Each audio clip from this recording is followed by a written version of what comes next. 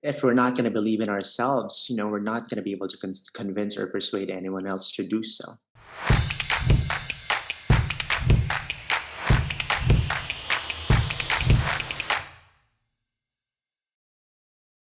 Your background, your perspective, and your subjectivity are distinct and unique from what's being made, in the industry and in Hollywood. But don't be complacent and, make art that just, showcases that experience. I think what is more important is that more than the story, it's how you approach and execute the story. So be different, be bold, take risks. Don't be beholden too much to conventions or rules or tropes if you feel like you're able to create an original emotional experience for the people watching your work anyway.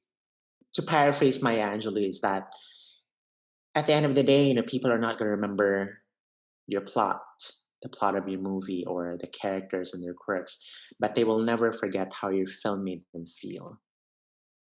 I decided to take on those roles because those are the ones that I consider very, very pivotal and important to me, keeping my vision intact from the page to the screen. When you're writing, of course, that's the story. When you're directing, and when you're playing the main protagonist as well, and most importantly for me, it's editing. It's as an editor because that's where the sausage gets made, so to speak. That's where the film really comes together. You're essentially working with the raw materials that you have, the footage that you shot, and splicing them, cutting them to form one long narrative, which is your feature. And so it made sense for me to take on those roles. It's obvious with certain directors like Wes Anderson, it's the art direction, it's the, poppy colors. Say with, Scorsese, it's kind of, the machismo, the interactions between male characters. It depends on you. For me, I think with Lingua Franca, I'm establishing a reputation for the visuals as well and how I frame, objects in an image and the blocking. I think my signature is how quiet and intimate my films can feel. Figure out those moments in your work that make people say, wow, this director has a unique voice or a unique style, and put that in. Again, it can be trial and error because different clients or different companies respond to different things.